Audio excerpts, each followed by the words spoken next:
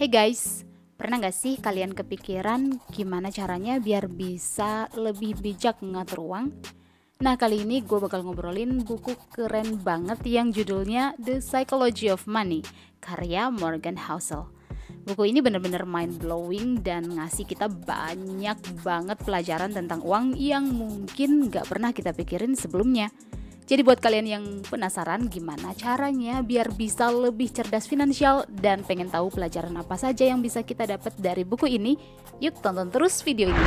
Dijamin kalian bakal dapet insight-insight yang gak cuman bikin cerdas secara finansial, tetapi juga bikin kalian mikir ulang tentang gimana caranya ngatur keuangan dengan lebih baik. Let's get started. Yang pertama, the power of compounding. Oke, jadi salah satu pelajaran terbaik dari buku The Psychology of Money itu tentang the power of compounding, atau dalam bahasa kita sehari-hari, kekuatan bunga berbunga. Nah, ini sebenarnya konsep sederhana tapi super powerful kalau kita ngerti dan mau ngejalaninnya. Bayangin gini, lo punya uang 100.000 rupiah dan lo investasikan di sesuatu yang ngasih lo return 10% per tahun. Tahun pertama lo dapet 10.000 kan? Kalau ditotalin sama modal sebelumnya jadinya 110.000. Nah, yang keren banget dari compounding ini adalah tahun berikutnya lo nggak cuma dapat 10% dari 100.000 lagi, tapi dari 110.000. Jadi bunga dari tahun pertama itu juga ikut berkembang. Tahun kedua lo dapet 11.000. So, totalnya jadi 121.000 rupiah dan seterusnya. Penjelasan gampangnya gini. Bayangin lo naruh uang di investasi selama 30 tahun dengan return yang sama. Di tahun ke-30, lo bakal punya jauh lebih banyak uang dibandingin kalau lo cuma nabung di jumlah yang sama tiap tahunnya tanpa ada bunga berbunga. Jadi intinya, makin lama lo biarin uang lo bekerja, makin gede juga hasilnya. Nah, contoh yang sering dipakai di buku ini adalah kisahnya Warren Buffett, salah satu orang terkaya di dunia. Dia mulai investasi dari umur 11 tahun. Bayangin gak, 11 tahun udah mulai investasi tuh. Dan sekarang di usia tuanya, hasil investasinya udah kayak bola salju yang makin lama makin gede. Jadi, kuncinya bukan cuman soal seberapa besar return yang lo dapet, tapi seberapa lama lo bisa biarin uang lo berkembang. Seringkali kita ngerasa pengen cepet-cepet kaya, pengen cepet-cepet dapat hasil yang instan. Tapi yang dilupain adalah kekuatan dari kesabaran dan konsistensi ini. Lo mungkin gak bakal lihat hasil yang signifikan dalam beberapa tahun pertama, tapi kalau lo sabar dan terus disiplin, hasilnya bisa bener-bener luar biasa. Dan satu lagi, buku ini juga ngingetin kita buat nggak mudah tergiur sama iming-iming investasi yang kelihatannya untung besar dalam waktu singkat. Karena seringkali investasi yang kelihatannya gampang dan cepat itu juga punya resiko yang tinggi banget. Jadi lebih baik kita fokus sama investasi yang stabil dan biarin waktu yang bikin uang kita berkembang. So, buat lo yang pengen keuangan lo lebih baik, ingat deh pelajaran tentang the power of compounding ini. Mulai investasi sekarang, biarin waktu yang ngebantu lo, dan lihat deh gimana uang bisa berkembang jauh lebih besar dari yang lo bayangin. Yang kedua, behaviors matters more than knowledge.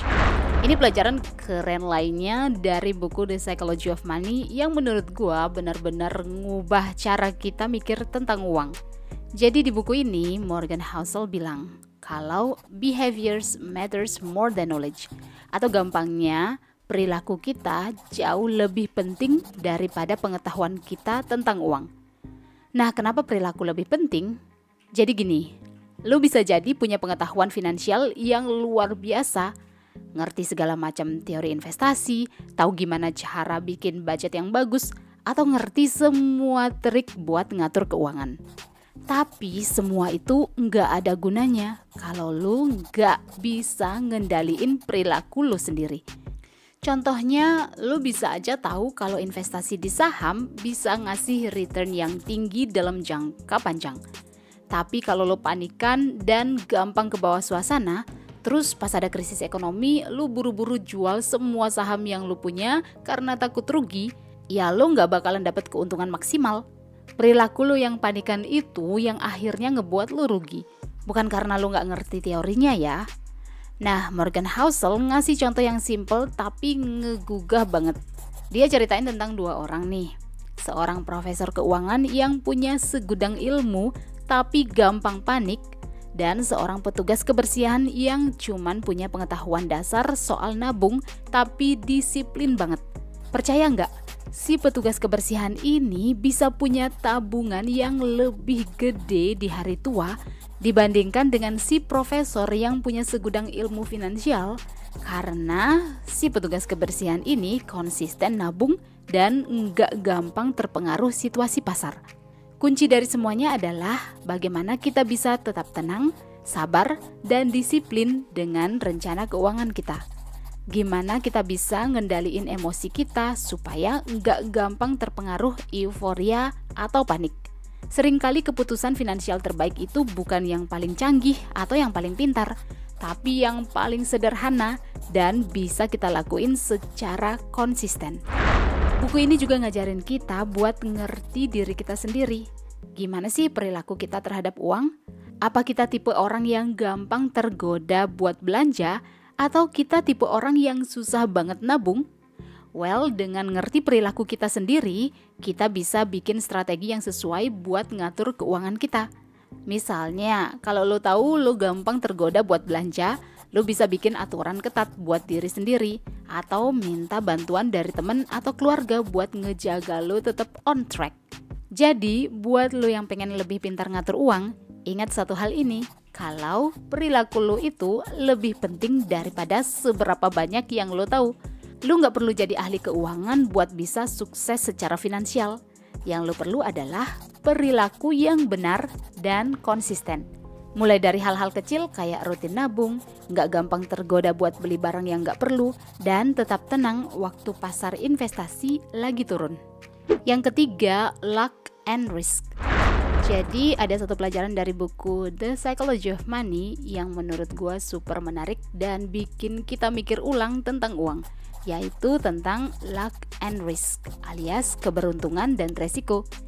Ini topik yang sering banget kita lupain, padahal penting banget buat dipahami kalau kita pengen lebih bijak mengatur keuangan. Morgan Housel di buku ini bilang kalau dalam dunia finansial, keberuntungan dan resiko itu selalu ada dan seringkali nggak bisa kita kontrol. Kadang kita ngelihat orang sukses besar, terus kita mikir, wah, dia pasti jenius banget. Gue juga harus ngikutin jalannya. Padahal bisa jadi sebagian dari kesuksesan mereka itu karena faktor keberuntungan.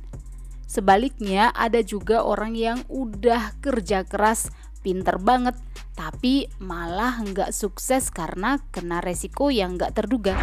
Contohnya gini, lo pasti pernah denger kan tentang Bill Gates? Nah, dia emang jenius, kerja keras, dan visioner. Tapi apa lo tahu kalau salah satu faktor keberuntungan terbesar dalam hidupnya adalah dia bisa akses komputer saat masih sekolah, yang mana saat itu jarang banget orang bisa dapat akses komputer. Jadi dia punya kesempatan belajar dan ngembangin skill yang nantinya jadi fondasi Microsoft. Di sisi lain, temennya yang sama pinter dan sama kerennya mungkin gak punya akses yang sama dan gak jadi sesukses Bill Gates.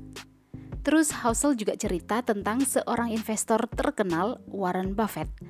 Semua orang tentu tahu dia jenius dalam investasi. Tapi apa yang sering dilupain adalah dia mulai investasi di usia yang sangat muda, yaitu di usia 11 tahun.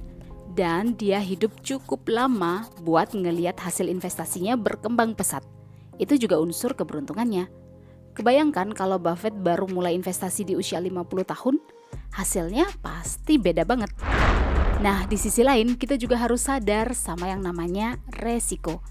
Kadang meskipun kita udah ngelakuin semua hal dengan benar, tetap aja ada faktor-faktor di luar kendali kita yang bisa bikin rencana kita gagal. Contohnya, lu mungkin udah nabung dan investasi dengan bijak, tapi tiba-tiba ada krisis ekonomi besar atau lu kena musibah yang gak terduga. Ini adalah resiko yang harus kita hadapi. Jadi apa pelajaran yang bisa kita ambil dari sini? Pertama, kita harus rendah hati dan enggak terlalu percaya diri dengan kesuksesan kita sendiri. Ada faktor keberuntungan yang berperan, dan kita harus bersyukur dan sadar akan hal itu. Kedua, kita juga harus bijak dalam menilai kegagalan, baik kegagalan kita sendiri maupun orang lain. Kadang kegagalan itu bukan karena kita enggak cukup pintar atau enggak cukup kerja keras, tapi karena ada resiko yang enggak bisa kita kendalikan. Terakhir, kita harus siapin diri buat menghadapi resiko. Gimana caranya? Well, dengan diversifikasi investasi kita, punya dana darurat, dan enggak naruh semua telur dalam satu keranjang. Dengan begitu, kita bisa lebih siap kalau ada resiko yang datang. So, buat lo yang pengen lebih bijak dalam mengatur uang, ingat deh pelajaran tentang luck and risk ini. Kesuksesan dan kegagalan gak selalu sepenuhnya di tangan kita, tapi yang penting adalah gimana kita nyiapin diri dan tetap rendah hati dalam menghadapi semuanya. Yang keempat, tail events. Pelajaran keren dari buku The Psychology of Money yang menurut gua penting banget buat kita pahami, yaitu tentang tail events. Dalam bahasa sederhana, tail events ini adalah kejadian-kejadian langka yang punya dampak besar banget, baik itu positif maupun negatif. Nah, kenapa penting banget buat kita ngerti tentang tail events? Soalnya seringkali kita terlalu fokus sama kejadian-kejadian yang biasa aja, yang rutin terjadi, dan lupa kalau ada kejadian luar biasa yang bisa banget mengubah hidup kita secara drastis. Contohnya gini, di akhir tahun 90-an ada yang namanya .com bubble. Pada masa itu banyak banget perusahaan teknologi yang harga sahamnya naik gila-gilaan. Orang-orang pada mikir tuh, ini adalah kesempatan emas buat jadi kaya. Tapi tiba-tiba bursa saham anjlok parah dan banyak orang yang kehilangan duitnya dalam sekejap. Itu adalah salah satu contoh tail event yang negatif, kejadian langka yang dampaknya besar banget. Di sisi lain, ada juga tail events yang positif. Contohnya, penemuan teknologi internet. Nah, sebelum internet ditemukan, nggak ada yang bisa ngebayangin kalau teknologi ini bakal ngubah dunia seperti sekarang. Internet membuka banyak peluang bisnis baru, mengubah cara kita kerja, berkomunikasi, bahkan hidup sehari-hari. Kalau lo jadi salah satu orang yang bisa ngelihat potensi internet di awal kemunculannya dan berinvestasi di sana, lo bisa dapat keuntungan yang luar biasa. Morgan Housel di buku ini ngasih tahu kita bahwa dalam dunia finansial seringkali justru tail events ini yang paling berpengaruh ke hasil investasi kita. Jadi kita harus siap dan ngerti bahwa kejadian langka dengan dampak besar ini bisa terjadi kapan saja. Nah, gimana caranya kita bisa nyiapin diri buat tail events ini? Pertama, jangan pernah anggap remeh diversifikasi. Jangan naruh semua uang lo di satu investasi saja. Karena kalau ada tail event yang negatif, lo nggak bakal kehilangan semuanya. Sebaliknya, diversifikasi juga ngasih lo kesempatan buat dapet untung dari berbagai sumber kalau ada tail event yang positif. Kedua, kita harus siap mental. Tail events ini sering kali datangnya nggak terduga dan bisa bikin kita kaget, panik, atau bahkan stres. Jadi kita harus punya mental yang kuat buat ngadepin segala kemungkinan. Tetap tenang, jangan terburu-buru ambil keputusan, dan selalu ingat buat lihat gambaran besarnya. Buku ini juga ngingetin kita buat nggak terlalu sering ngikutin berita finansial yang bikin kita panik atau terlalu optimis. Karena sering kali berita-berita itu cuman fokus sama kejadian-kejadian sehari-hari yang biasa aja dan kita jadi lupa kalau tail events bisa datang kapan saja. Jadi buat lo yang pengen lebih bijak dalam mengatur uang, inget deh pelajaran tentang tail events ini. Pahami bahwa kejadian langka dengan dampak besar itu bisa terjadi dan siapin diri lo sebaik mungkin. Diversifikasiin investasi lo, siapin mental lo, dan jangan terlalu gampang terpengaruh sama berita-berita yang ada. Yang kelima, enough is enough. Jadi ada satu pelajaran penting dari buku The Psychology of Money yang menurut gua wajib banget kita pahami, yaitu tentang konsep enough is enough. Dalam bahasa kita sehari-hari ini artinya tahu kapan bilang cukup. Nah, kenapa konsep ini penting banget? Well, karena seringkali kita kebawa arus buat terus-terusan ngejar lebih banyak uang tanpa pernah ngerasa cukup. Morgan Housel di buku ini ngingetin kita bahwa selalu ngejar lebih banyak bisa jadi jebakan. Gampangnya gini, lo mungkin mikir kalau punya gaji yang lebih besar atau investasi yang lebih banyak bakal bikin lo lebih bahagia. Tapi kenyataannya kalau lo nggak punya batasan yang jelas tentang apa itu cukup buat lo bakal terus-terusan ngejar lebih tanpa pernah ngerasa puas. Contohnya gini, bayangin lo dapet kenaikan gaji gede. Awalnya lo seneng banget kan, karena sekarang lo bisa beli barang-barang yang sebelumnya nggak bisa lo beli. Tapi lama-kelamaan standar hidup lo naik, pengeluaran lo juga ikut naik dong. Dan lo jadi ngerasa biasa aja sama gaji baru lo. Terus lo mikir nih, kalau dapat kenaikan gaji lagi bakal bikin lo lebih bahagia. Dan gitu seterusnya. Lo terus-terusan ngejar lebih tanpa pernah ngerasa cukup.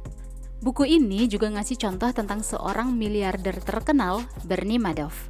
Bernie Madoff ini udah punya kekayaan yang luar biasa banyak. Tapi tetap aja dia ngerasa belum cukup sehingga ia ngejalanin skema Ponzi yang pada akhirnya bikin doi masuk penjara.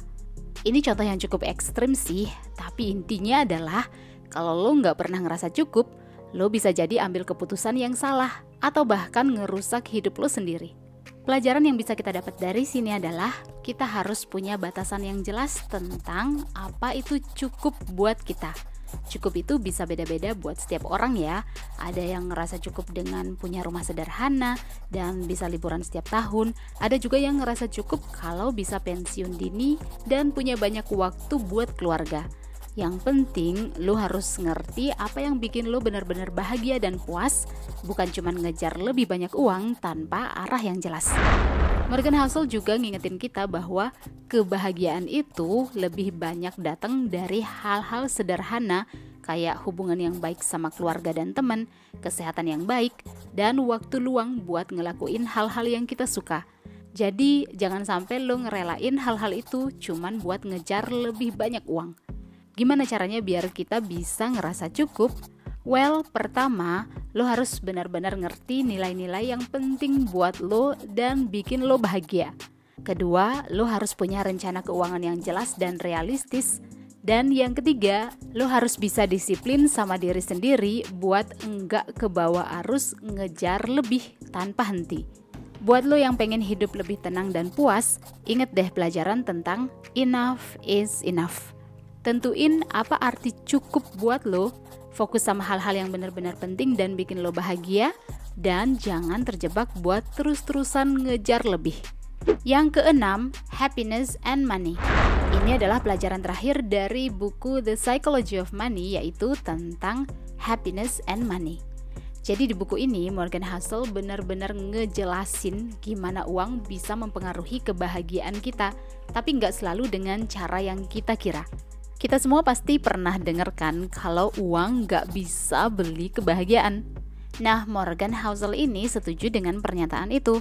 Tapi dia juga ngasih perspektif baru yang menarik. Dia bilang, uang emang nggak bisa beli kebahagiaan langsung. Tapi uang bisa beli kebebasan, dan kebebasan inilah yang bisa bikin kita lebih bahagia. Contohnya gini, bayangin lo punya cukup uang buat nutupin semua kebutuhan dasar lo, kayak tempat tinggal, makanan, kesehatan, dan sedikit hiburan. Dengan punya uang yang cukup buat itu semua, lo nggak perlu lagi stres mikirin gimana caranya bayar tagihan atau mikir keras buat dapet duit tambahan. Ini ngasih lo kebebasan buat fokus ke hal-hal yang bener-bener bikin lo bahagia, kayak ngabisin waktu sama keluarga, ngejar hobi, atau bahkan jalan-jalan. Selain itu, Housel juga bilang kalau kebahagiaan sering kali datang saat kita punya kontrol atas waktu kita sendiri. Uang bisa bantu kita ngatur waktu kita dengan lebih fleksibel. Misalnya, kalau lo punya tabungan yang cukup, lo bisa milih buat kerja part-time atau ambil cuti lebih lama buat traveling atau hanya sekedar istirahat tanpa takut kekurangan duit. Ini contoh konkret gimana uang bisa ngasih kita kebebasan yang bikin kita lebih bahagia. Tapi Household juga ngingetin kita bahwa lebih banyak uang nggak selalu berarti lebih banyak kebahagiaan. Ada titik di mana nambahin lebih banyak uang nggak akan bikin lo lebih bahagia. Misalnya, kalau semua kebutuhan dasar udah terpenuhi dan masih punya sisa uang buat hobi dan liburan, nah ngejar uang lebih banyak buat beli barang-barang mewah mungkin nggak akan nambah kebahagiaan lo secara signifikan. Yang ada malah bikin lo capek dan stres ngejar lebih banyak uang terus. Buku ini ngasih contoh tentang orang-orang kaya yang udah punya segalanya tapi tetap ngerasa nggak puas dan terus ngejar lebih banyak. Ini karena mereka nggak punya batasan yang jelas tentang apa itu cukup dan terus mikir kalau punya lebih banyak uang akan bikin mereka lebih bahagia. Padahal nggak selalu begitu. So, gimana caranya biar kita bisa dapat kebahagiaan dari uang tanpa terjebak di lingkaran setan ngejar lebih banyak terus? Well, pertama kita harus ngerti apa yang benar-benar bikin kita bahagia. Fokus pada kebebasan dan kontrol atas waktu kita, bukan cuma numpuk barang-barang mewah. Kedua, tentuin batasan cukup buat diri kita sendiri. Apa yang bikin lo nyaman dan puas tanpa harus ngejar lebih terus-terusan. Ingat, kebahagiaan itu lebih sering datang dari hal-hal sederhana kayak punya waktu buat keluarga, kesehatan yang baik, dan ngelakuin hal-hal yang kita suka. Uang bisa jadi alat buat ngedukung itu semua, tapi nggak boleh jadi tujuan utama. Well, itulah 6 pelajaran terbaik tentang uang yang bisa didapatkan dari buku berjudul The Psychology of Money. Semoga bermanfaat ya, dan jangan lupa subscribe. Silakan like, komen, dan share kepada orang-orang yang kamu sayangi. Sharing is caring. Thank you for watching and see you on the next video.